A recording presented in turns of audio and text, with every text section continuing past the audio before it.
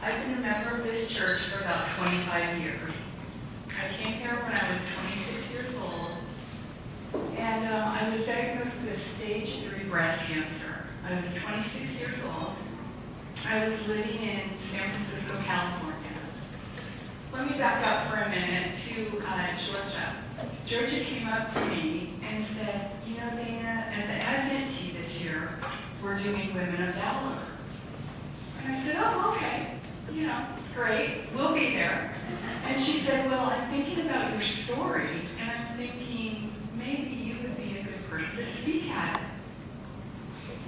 And I was amazed that Georgia would think of me, and I was really honored that she would want me to be a part of this and share my story with you.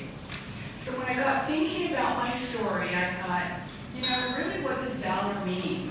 And I looked valor up in the dictionary, and what it says is it says personal courage and bravery, especially in a time of battle. So I got thinking about my story, and I thought, you know, I really have fought a battle. And starting it off at age 26. I was 26 years old. I had graduated from college. I got a job with Nordstrom's. I was transferred to San Francisco as a manager, and it was just great. I was loving life. I was loving everything about it. I felt a lump in my breast at the age of 24, and so I didn't really think anything of it. I went to my yearly exam with my OB doctor, and he did my exam, and I said, oh, by the way, I feel something in my breast. And he felt it, and he kind of brushed it off. He said, you know, Dana, you're 24 years old. It's nothing. So I said, okay. I went on my life. About 2 months later, my nipples started to bleed. And I said, you know, something's wrong here. This can't be right. So I went back to him again. And he said, you know, I think that it's dry skin. I think that what is going on here is some dry skin. And I said, but this lump is getting bigger. And he said, what you need to do is you need to cut out the caffeine, you need to cut out the chocolate and anything associated with caffeine, and it will go away. And so that's what I did. I rubbed this cortisone cream on the nipple. I cut out all caffeine, which for any of you that know me, I drink coffee all day long. That was really, really hard to do. The lump continued to grow. The nipple did not heal. It continued to bleed. And over the course of a year and a half, I saw this doctor 10 times for the same thing. Finally, the lump had gotten so big that when I touched it, I had to literally grab it, and it was as big as a grapefruit. So I called my cousin, who also lived in San Francisco, and I said, you know, will you come over and I want you to look at this. And she came over. She got me an appointment with her doctor the very next day. And this is the point where valor takes over in my life. I got the appointment. I went in. I had her go in with me. They had me change into a gown. And her doctor came in. And I remember when he walked in, he had the kindest face. His face was just, it made me feel safe. And so I knew at that point everything was going to be okay. He opened my gown. He did not touch me. He opened the gown. He looked at my breast, which the skin was bleeding. The skin was coming off and it was bleeding. And under my arm, I had a golf ball sized lump. He had me raise my arm. He had me put my arm down, and he said, close your gown, I'll be right back. And he came back probably 10 minutes later. Still I'm thinking, you know, he's going to solve my problem, and everything's going to be fine. He says, you know, Dana, I want you to go over to the hospital. I want you to go and get an ultrasound of your breast. The look on his face, I knew I was in for the battle of my life. I went over to the hospital. I had an ultrasound done. The doctor came into the room and said, Dana, there's something else going on here. here, we're going to get a biopsy done. And I knew that really wasn't right to do a biopsy on the spot. They didn't ask me if I'd eaten anything. They said nothing. They said, we're doing a biopsy right now. I still had not thought about cancer. Nobody in my family had had cancer. Nobody on my mother's side, nobody on my father's side. Nobody had had cancer, so I thought, cancer didn't even cross my mind. I just thought, they want to just take a look and see what's going on. So I went in for the biopsy. Back 25 years ago, when they did a biopsy, they don't just do a needle biopsy like they do now. They did a biopsy, they knocked me out. They took a lot of the breast tissue, and they did what they call a frozen section. And what a frozen section is you can find out immediately whether it's cancer or not. I remember the doctor came, my cousin had left, and I had gone to this appointment by myself because I didn't know I was going to be taken right in. The doctor came out and he said, after the biopsy, the surgeon came out and he said, you've got breast cancer. Is there somebody you want me to call? And I said, yeah, call my mom. Well, my mom is Linda Bilbao, who a lot of you know, who's here with me today. And they called her, and the surgeon told her on the phone, he said, your daughter has 6 months to live. She has cancer in her breast that has traveled to her lymph nodes, and we still don't know what is going on with her nipples. Well, at this time, I knew I was in for the battle of my lifetime. I got myself home. I called my mom and my grandma. And I remember that day like it was yesterday. I remember talking to my mom and my grandma on the phone, and we were crying. And my mom shared a Bible verse with me on the phone. And it's Proverbs 3, verse 5 and 6. Trust in the Lord with all your heart, and lean not on your own understanding. In all of your ways acknowledge Him, and He will make your path straight.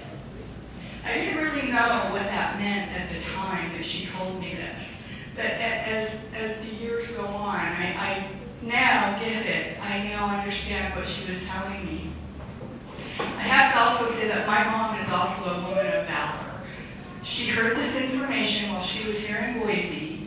I'm an only child. I'm her only child. And she had lost my dad, her husband, from a massive heart attack at the age of 36. So she was by herself at home hearing this information. So you, Mom, are indeed a woman of valor.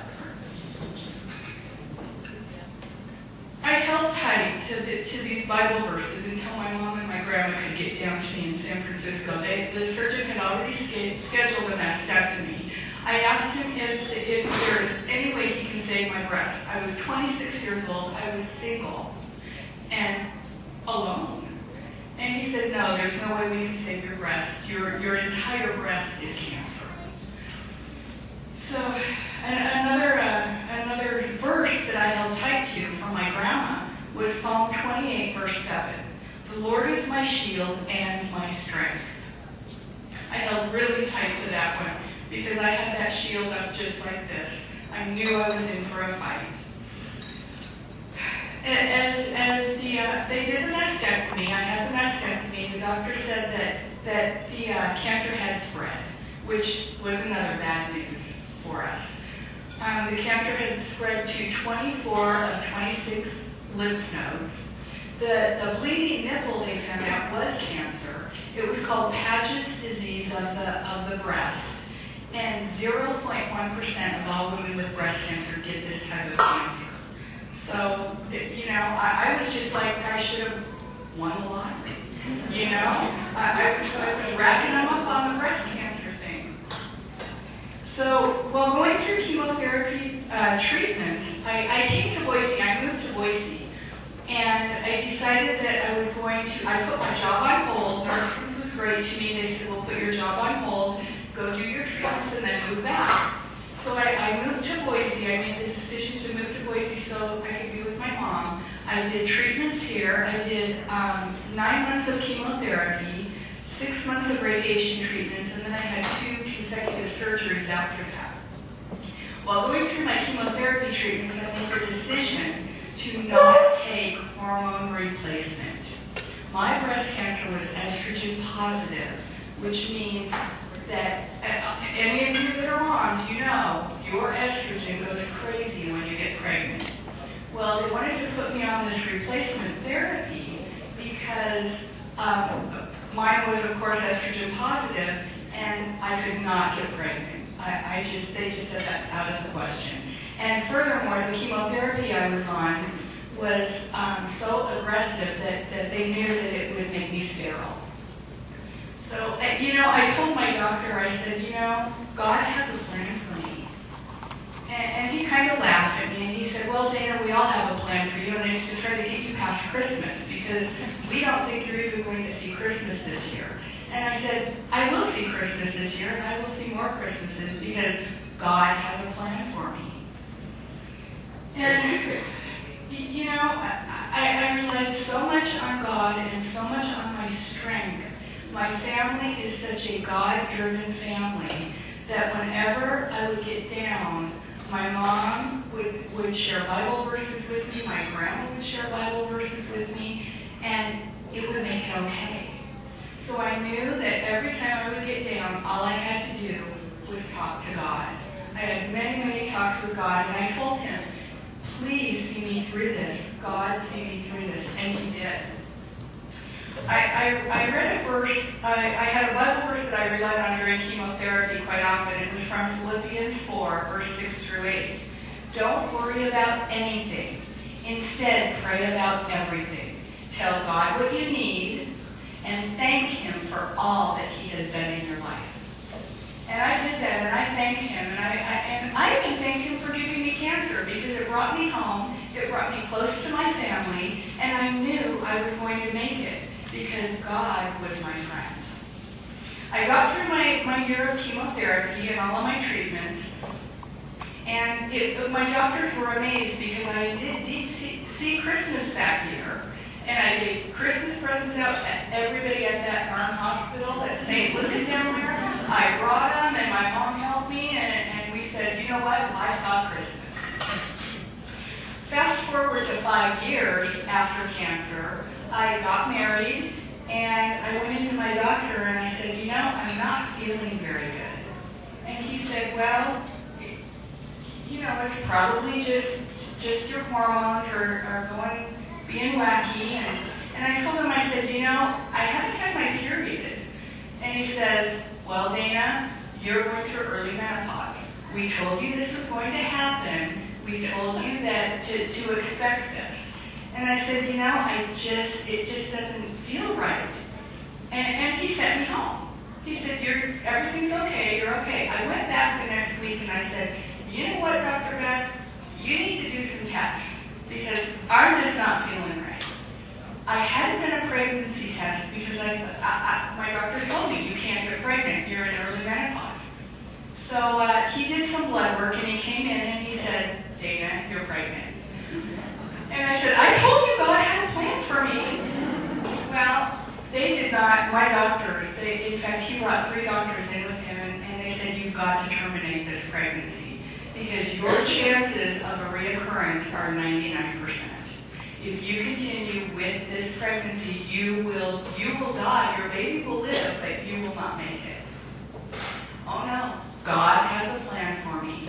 I knew God had a plan for me. So I had Allie, and unfortunately Allie couldn't be here today. She's at work. She's 20 years old now. 10 years after Allie, I got pregnant again, and I had Alexandra. And lots of you know my girls. Alexandra came 10 years later, and once again those doctors said the same thing, Dana, don't do it. And I said, I'm telling you, God has a plan for me. I wasn't quite sure what my plan was, but I knew that it was something good. I knew that it was to be a mom. I'd always wanted to be a mom. When I was a little girl, my mom tells stories about me saying, Mom, I'm going to be just like you. I'm going to be a mom, and I'm going to cook and do all of these things. So from long ago, I always wanted to be a mom. God had a plan for me. I knew that God's path for me was to be a mom, but he had other paths for me too.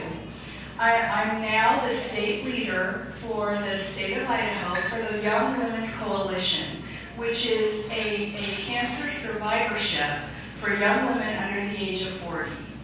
And I want to be helpful to other women like that. I never got this kind of help. So I'm here to help young women try to see this through, see this cancer through.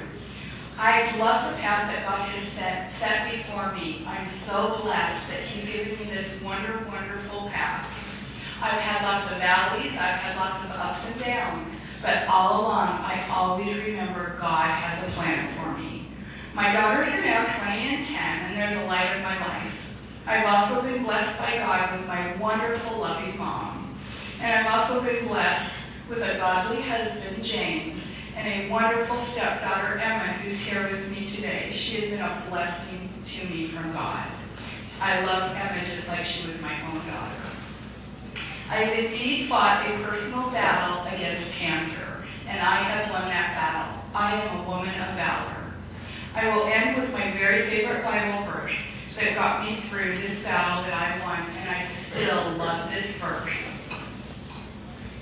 It's from Jeremiah 29, verse 11. For I know the plans I have for you, declares the Lord. Plans to prosper you and not harm you.